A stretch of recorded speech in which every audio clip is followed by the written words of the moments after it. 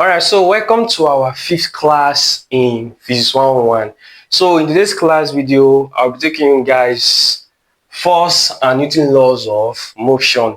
Now this class video is divided into 5 categories. In the very first category, I'll be taking you guys force. The second category, we'll talk about Newton laws. In the third, we'll talk about the applications of Newton laws. Whereby we talk whereby we do each calculation on each of these applications, such as body on elevator, motion of connected particles, etc. Then the fourth category we do frictional force. Then while in the last category we talk about conditions for equilibrium and its own calculation.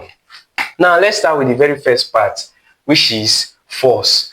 Now, what is force? What is the definition of force? Okay, so a force is an agent. Yes, force is an agent. It can be pull.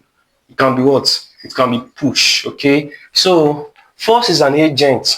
It can be pull or it can be push that tends to alter the state of rest or uniform motion. So that is the definition of what? That is the definition of force. A force is an agent, which means that it can be a pull, or it can be a push. Yes. So a force is an agent that tends to alter the state of rest or uniform motion. Okay. So in simple terms, force is what causes what? Motion. Okay. Now let's continue. Now force is measured by what? Force is measured by spring balance. Okay. Force is measured by spring balance. Force is a vector quantity. The SI unit for force is Newton. Which other thing again about force? Force is also a derived quantity. Okay. Yes. Now there are two categories of force. We have contact force. We also have what? Force field. Okay. Contact force. These are force that require contact. These are forces that act on the body and they require contact. Okay. For example of contact force, we have the pull. We also have the push. Other examples of contact force is tension. Okay. Yes. All these forces they require contact. Yes. The body in which they are, they are always in contact with that body. Okay. So example of this force, we have push, we have pull, tension, and trust. Yes, up thrust as well, up thrust, and many more. Okay, so these are examples of what? Examples of contact force. Contact force, these are force that require contact. Yes, these force they need to be in contact with the body with which they act on. Okay, what about force field? Force field, these are force that don't require contact. Yes, these force they are not in contact with the body with which they act on. Okay, whereas for contact force, these force they are in contact with the body with which they act. For example, pull. Let's say for example, now let's say okay, let's say this is a block and let's say this is a person. Now this person is what is pulling on this block. Is applying a force which is known as pull, right? Yes. So contact force, this force they are in contact with the body with which they act. Example, pull, push, and etc. Then while for force field, this force they don't require contact. Yes, this force they are not in contact with the body with which they act. Examples of force field are gravitational force. Yes, there are three: gravitational force, magnetic force, and what? Electric force. So these three forces, they are what? They are force. They are under the categories of what? Of force field. Okay. Yes. Now move to the next part, which is fundamental force. Fundamental force, these are forces of nature and they are four in numbers. Okay. Fundamental force, they are what? They are forces of what? They are forces of nature. They are forces found in nature and they are four. Number one, we have gravitational force. Two, we have electromagnetic force. Three, we have strong force, which is also known as nuclear force. The last category is known as what? Weak force. Okay. Now let me talk about each of these forces. Before I continue, remember that contact force is summary to contact force and force field is that contact force, this force they require contact. Yeah, they are usually in contact with the body with which they act on. Example: pull, push, tension, thrust, up thrust.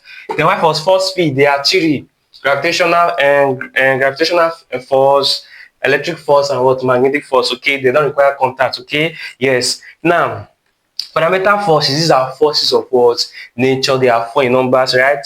We have gravitational force, electromagnetic force, strong force, which is also known as nuclear force, and what weak force.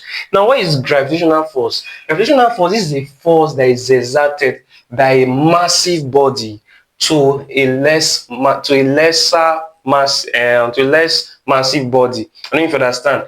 Force exerted by a massive body. For example, the sun and the earth. Okay, for example, the sun and the earth. Let's say, okay, let's say this is the sun, right? Now let's say this is the sun. Now let's say this is the earth. The sun is more massive than the earth, right? And it exerts a force on the earth, and that force is known as what? Gravitational what? Force. So gravitational force is a force exerted by a massive body on a less massive body. Okay, so gravitational force is also what? Is also a fundamental force. Okay, now move to the next part, which is electromagnetic force. Now, electromagnetic force, this force is made up of two forces. Okay, it's made up of electric force and what? Magnetic force. Okay, now take note that electromagnetic force, they are more stronger than what? Than gravitational force. Okay, yes. Now, important thing you need to take note of under electromagnetic force is that, one, they are made up of what? This force is made up of electric force and what? Magnetic force. They are stronger than what? Gravitational force. And apart from that one, these are the forces that, please take note, this is an exam question. Electromagnetic force, these are the forces that holds atoms and molecules together. Okay, yes, they are the forces that hold atoms and molecules together. Then we'll move to the next part, which is known as strong force, also known as what? Nuclear force. Nuclear force or what? Strong force. These are forces that holds what? The nucleus together. Please don't mistake it with what? Electromagnetic force. Remember, electromagnetic force holds what? Atoms and molecules together. Whereas for strong force or nuclear force, these are the forces that holds what? The nucleus together. They holds the proton and the neutron what? Together in the nucleus. Now, important things to take note of is that strong force or nuclear force, they are stronger than what? They are the strongest force. Yes, they are stronger than electromagnetic force. They are also stronger than what? Gravitational force. Okay, important thing you need to take note of under strong force is that or nuclear force is that they are the force that holds what? The nucleus together. Okay, they are stronger than what? They are the strongest force. Yes, they are stronger than electromagnetic force. They are stronger than gravitational force. They are even stronger than weak force. Okay, so yes, then we'll move to the last part, which is weak force. From the word weak force, this force, they are not that, they are not strong. Okay, and now I think important thing you need to take note of under weak force is that weak forces are forces that are responsible for better decay. Yes, they are responsible for what? Better decay. Okay, so this is all you need to know about what? Force. Okay, force is measured by spring balance. There are two categories: contact force, force field. Then we also have forces of nature, which are known as fundamental forces. Okay, and they are 4 in numbers. Okay, now let's move to the next category, which is Newton laws of motion. Okay, so let's start with Newton laws of motion. Now, there are 3 laws of, and Newton gave 3 laws of motion. Okay, now let's start with the very first law. Now, important thing you need to take note of under the very first law is that the first law of motion, or Newton's first law of motion, is also known as what? It's also called law of inertia. Okay, it's also called what? Law of inertia. Now, you may ask, what is inertia?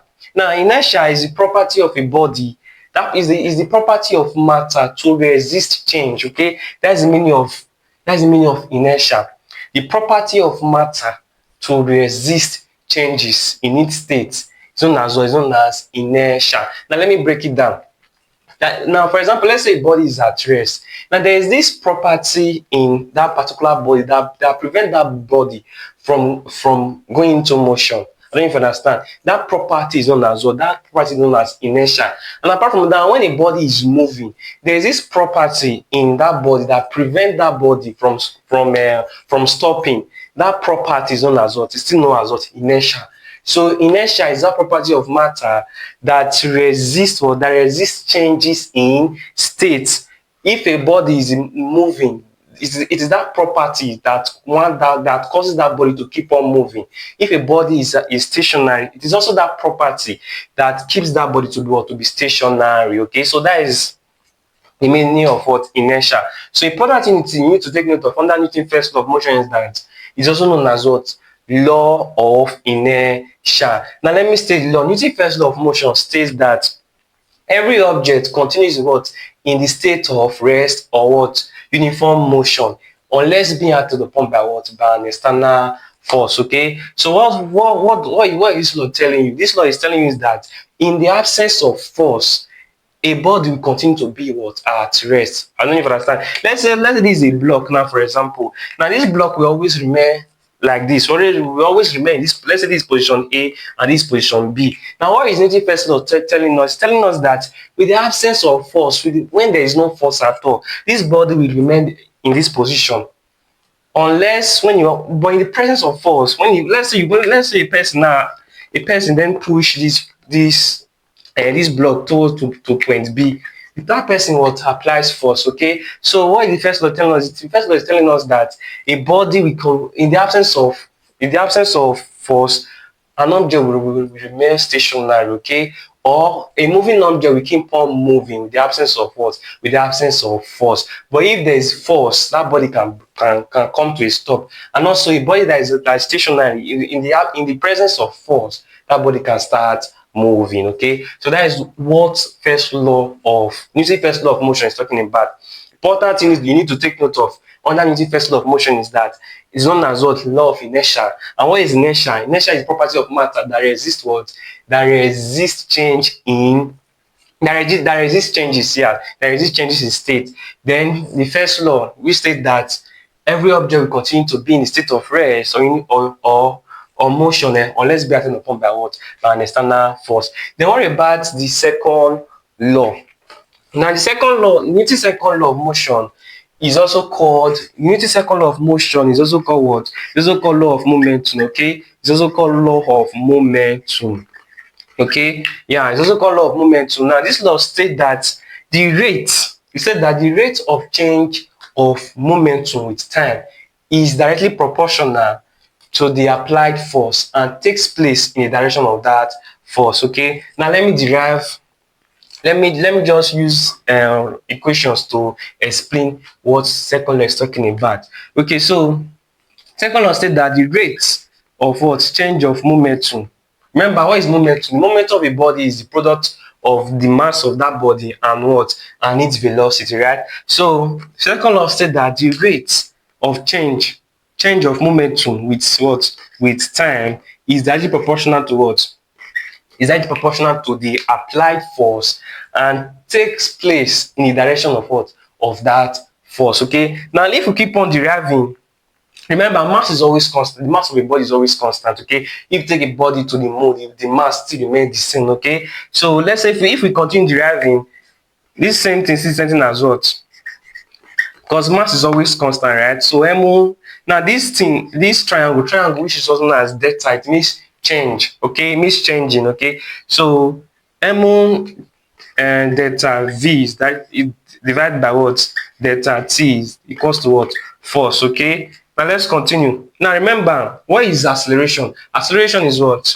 Acceleration is velocity over time, right? So wherever we see velocity over time, we place what, we place acceleration there. So but if you look at this part, this is what, v over what, this v over t. So this part is also is known as what, is acceleration. So if we replace this part with a, we have something like this: mu a is equals to what, f. Okay, so this is where the formula, or this is where the formula for force comes in place. F equals to what, ma. Okay, so this is the formula of what, of force. Now what is second law talking about? Remember, second law state that the rate of change in momentum with time of a body is directly proportional to what, is directly proportional to the applied force and takes place in direction of what, of that applied force. Now let me explain. Now this law is just telling us that when force acts in a particular object, that object we move in that same direction of what, of that force. And let's say, for example, let's say a man is pushing on what, on a block. Is applying force in this direction, right? So this man now is applying force in this direction, right? He's applying force on this block. Now, which direction will this block move? Will the block move to this side? No. The block we always move what? In the direction of what? In the direction of the force. So this is what second law is telling us, that the rate of change of momentum is directly proportional to what? Directly proportional to the force, and it also takes place in direction of what? In direction of the force. If a force starts in a particular body, that body will move in that same direction of what? As the force. Okay.